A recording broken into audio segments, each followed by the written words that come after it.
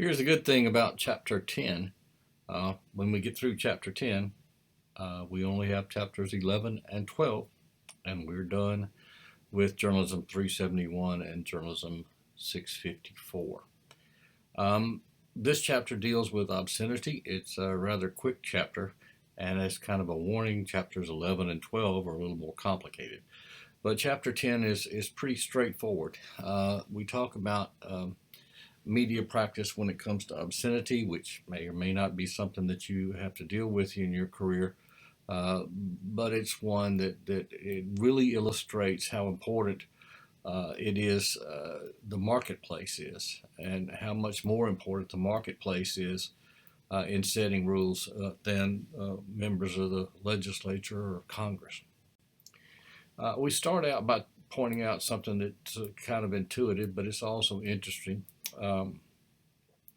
As Mark Twain said, animals, don't worry about dirty words or dirty pictures or anything that's sexually offensive.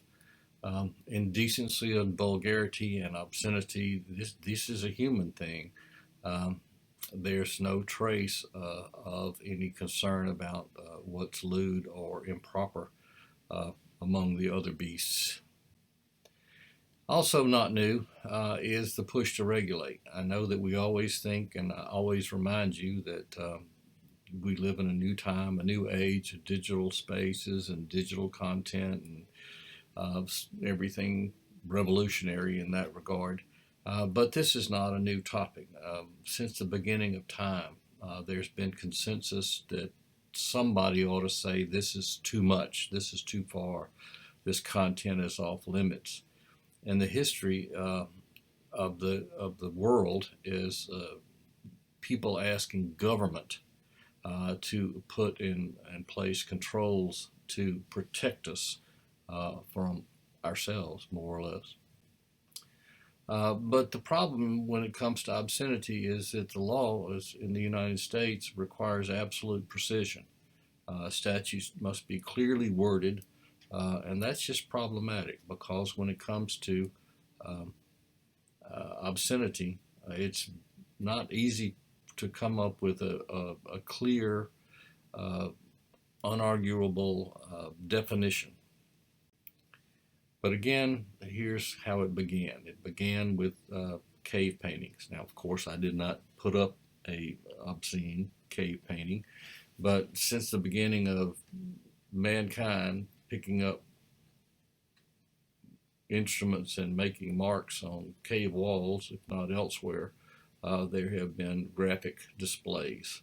They date to prehistory, but we go from prehistory all the way up to the 1860s. And again, in the United States, from the day it was founded until the 1860s, there was not much legal discussion of outlawing content based on the fact that it was obscene. One reason is there was no photography. And so the society was largely self-regulating. People lived in their own communities and they kept up with each other, and they knew who was being good and who was being bad. And there were a lot of social pressures on being good. So, but once photography came along and we had filthy pictures like the one on the slide, the Comstock Act was passed, and it forbade use of the U.S. mail to transmit or send lewd, lascivious, or obscene material. And that worked for a while until people kind of realized that there was really no definition for what was that was not precise wording. So the Hicklin rule came along much later, and a little later, and then stayed in effect all the way until 1957. And we think of the cases involving clergy being abusive toward children as a new development, but this shows that in 1867, what this case was about was a book that talked about the things that priests were doing, questions they were asking in confession that were improper. And this book caused a real outrage And so the Hicklin rule was passed, which said a work is obscene if it has a tendency to deprave and corrupt those minds who are open to such immoral influences and into whose hands it may fall. Again, by 2000, millennial standards, post-millennial standards, it's far too overbroad. But it hung around all the way until 1957. Between 1957 and 1973, legislatures and Congress continued to try to come up with a way to say, this goes too far.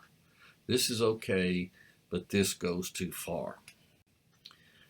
And 1973 gave us the standard that's in effect today in a case called Miller versus California.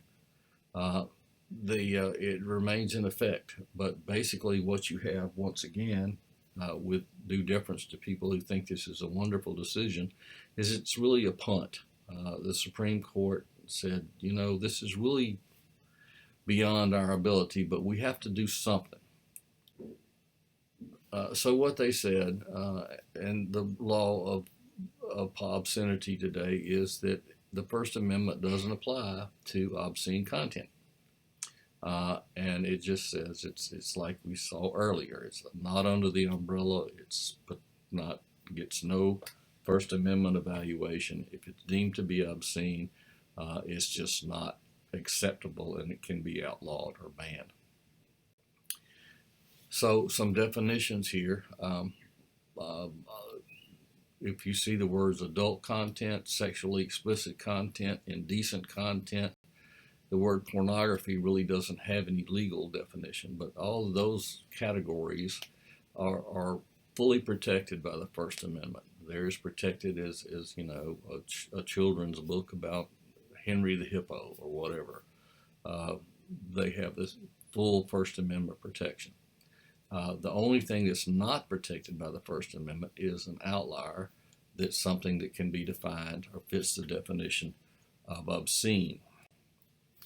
And Miller has a two-step definition of obscene, and it is an average person, again, there's that reasonable person thing that we've seen before, applying contemporary local community standards, finds that the work in its entirety or as a whole appeals to prurient interest, and prurient means to cause sexual arousal or appeal to sexual interest. The second part of the the Miller standard, is that the work depicts in a patently offensive way sexual conduct specifically defined by applicable state law. So you see the Supreme Court saying, we're not going to really come up with a court definition of what's obscene. We're not going to try to come up with a specific wording, but if the states do, and it fits the other standards, being completely having no redemptive or artistic or other value, then it's going to be deemed to be an outlier. Well, most states, including Mississippi, reacted to Miller by adopting statutes. But again, if you see the beginning of that statute, it just really restates the Miller standard. Now, as you go down into the code section, it gets more specific, and I put a link to it if you are curious enough to see what exactly it is, how Mississippi defines what will not be protected by the First Amendment. It's not easy. One of the things that makes it not easy is that the Supreme Court said standards can change over time, and they can be different based on where you are. Something may not be obscene in Biloxi, Mississippi, and be obscene in Salt Lake City, Utah. So again, when presented with content and the question is this obscene or is it not obscene, the analysis must come to a clear yes or no. Does it tick all the boxes? Not maybe, maybe not. Okay. Even Justice Potter Stewart in the Miller decision said that it was talked at length about how difficult it was to define obscene content, and summarized it with, well, I know it when I see it. And I think that's how a lot of people are about whether something is obscene or not, is it's a very subjective determination. Another thing to toss in here is that it can certainly obscenity can involve violence or profanity or graphic depictions, heads cut off, body parts all over the place. It's a lot more involved in being obscene than just nudity or sexuality or your basic porn. There are three bases upon which the law has attempted or could attempt to approach regulating content as illegal. One of which that has been tried in some towns has been the discrimination theory. And this says that because the depictions are usually women and they're usually subservient, or they're subjected to violence or mistreatment, that this perpetuates gender stereotyping of women as less than full citizens, less than worthy of basic human dignity. That has actually been tried in an ordinance in Indianapolis of several years ago, and it was invalidated on the basis that you can't discriminate against a person who asks to be discriminated against. The situation is that there's no discrimination between consenting adults, and this is a matter of personal choice. The participants are volunteered or being paid, and they're not victims of discrimination. Their depictions are totally under their control, and so the discrimination theory doesn't work. The other approach has been to look at this of can we regulate this content based on morality, and that's what Comstock and Hicklin and Miller do.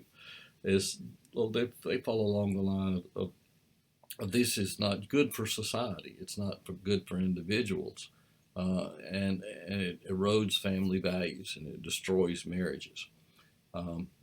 It's just not good for you argument, but there's no proof. There's no verified data, and in the United States, we just say that the rights of an individual trump the rights of society. There's no societal interest. If we want to do things involving our own destiny, then we're free to make those choices for ourselves. We don't need Big Brother, or we don't need the police telling us how we should conduct our lives. The third approach that's gaining some traction, but is probably not gaining a lot of traction, is mental health. There are plenty of studies. I have a link in the notes to the American Psychological Association that talks about how avatar relationships or porn addiction can arise, and it creates consequences with human relationships, mostly for men. And this is seen for the government to exercise power in this regard would be kind of like the government regulating tobacco, because tobacco is not good for us. It's not good for our health. And so there's some budding authority that excuse me, that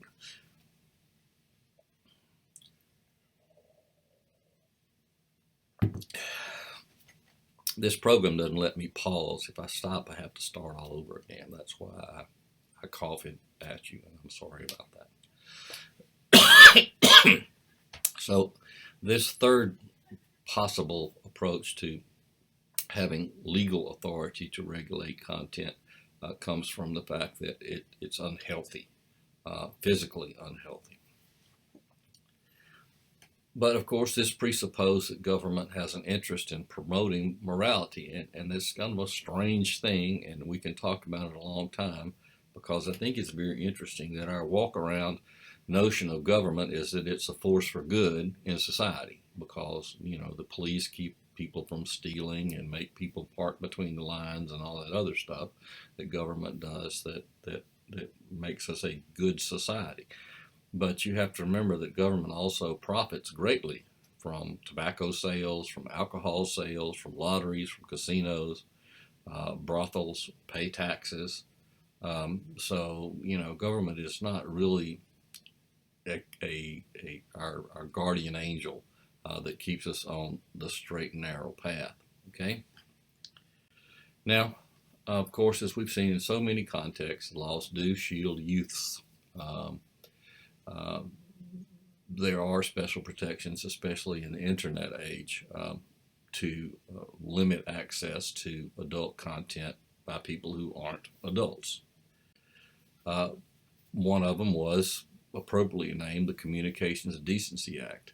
And there are parts of it that are still very viable, but there was the other part that was really attempting to require websites to make sure that youthful users didn't log onto their websites or couldn't open their websites. Was it was a exercise in futility, because you can't tell when somebody comes to a website how old that person is, and it's just technologically impossible. And another problem with the CDA was that if you were doing a paper on breast cancer or trying to understand such things like that, and you did search terms, then basically you could be blocked. And so it was one of those cases where you were throwing out the good with the bad in order to just get rid of the bad. So the CDA provisions regarding youthful browsers were struck down. Now, what did survive was the Children's Internet Protection Act. I left out an N there. And it's the one that requires filters on public access computers, those in K-12 schools, public libraries, and any others that might be used by minors. By federal law, they must have filters on them that block sites. Um, Interestingly, the law also provides that upon request by an adult user, the sites must be unblocked. And I always thought that this was a rather strange provision, because I couldn't really imagine anybody going into a library and saying, hi there, this computer's not letting me look at porn, and I'd like to look at some porn sites. Will you please unlock this computer? I thought that was kind of the most unimaginable thing happening than ever. And so for years, I taught this provision as being kind of laughable, that an adult would go into a public library and say, hi, I'd like to look at some porn. But sure enough, in Stark County, I think it's in Iowa or Ohio or someplace, they have this situation come up where they're trying to figure out what to do with a library patron who wants the screen unlocked so that they could view porn. And this is where we turn to the nut of chapter 10, and it's where we talk about the power of the marketplace. If you look through the entire Oxford Code of Ordinances, the word obscene is there one time. You don't have a lot of obscenity in Oxford. You have merchants that don't show X-rated movies. You have bookstores that don't sell, convenience stores that don't sell nudie magazines. You don't have that kind of stuff. And the reason is that that's largely market driven. This illustrates that the private sector can be effective a lot of times where government laws don't work. I mean, it works like this: is that if say Walmart decided it was going to have an adult section in Walmart, I mean, that might make them some money, but it would cost them more clients or customers or money than others. So I mean, there's no law that says Walmart can't have an adult novelty section or a porn section or whatever, but they choose not to. And they choose not to, not because they could make more money if they did. They choose because they would make less money, because their marketing information says we're a family store. and people would not come into our store, and they'd find someplace else to shop, uh, rather than come into a store that had an adult section, or some make up some situation like that. The movie theaters in Oxford, they don't show triple X films or whatever. Why? Uh, no reason, no legal reason. They're not prohibited by law from doing it. They don't do it because it's not part of their marketing strategy. Because they feel like they don't want to offend the public by having a G-rated film on one screen and triple X on the other. Um, there's also been an evolution in the marketplace stepping up to help the government, in other words, or to head off government regulation. First, it was the motion picture industry. Back in 1968, that's when very risky movies were being made, such as Goldfinger with James Bond, which featured a woman painted gold. And she wasn't nude, but she was just painted gold, and she was pretty much displayed. And there were roars and rumbling about the language in movies, about the scenes in movies, that maybe the government needed to step in and do something. So the Motion Picture Association stepped up voluntarily and said, here's what we're going to do. We're going to rate our movies, and we're going to use G and PG-13 and R and whatever, to let people know before they come into the theater what the content of the movie is. And Congress was very relieved when the motion picture industry started doing this, because they didn't have to pass any laws. And now when a studio makes a movie, they submit it to this citizen board, this industry board, and the industry board assigns a rating. And the government is not involved in any way. They do this, and it's a way of letting the market kind of control. And this television and video games have kind of followed the same suit. The TV ratings are public-private partnership. The government's part is that it requires a programmable called a V chip in every television sold in the United States. And then the programmers, the people who make the content, assign a rating that goes through the metadata, and you can set filters on your television to determine what type of programming that television will receive, or what type it will block out. And you have warning labels, levels on video games. It's the same kind of thing. It's not the law. It's not any act of Congress or legislature. It's the market deciding that we need to let people know. We need to be open with the public about this, about what the content is here, and let them make the choice. This is also very important from just a legal perspective, because so much of what we've talked about involves knowing and consent, and so when you have a parent who complains about the child coming home from kindergarten, sitting down, turning on the television, and there's Saving Private Ryan movie or some other movie where people are blowing heads off, that with the V-chip technology, that's not the television channel's fault. It's not the movie maker's fault. It's not the government's fault. It's the parent's fault. Because through this legislation, which is driven by marketing, the side benefit is it's been placed the burden on the consumer to make decisions about what the consumer wants to see or doesn't want to see. And we have the same thing in social media. We have social media sites that manage their content based on attracting an audience that they want to attract. They attempt to manage sites, and of course, with ever how many million tweets there are a second, it gets a little bit more challenging. It has to be done with algorithms and computers.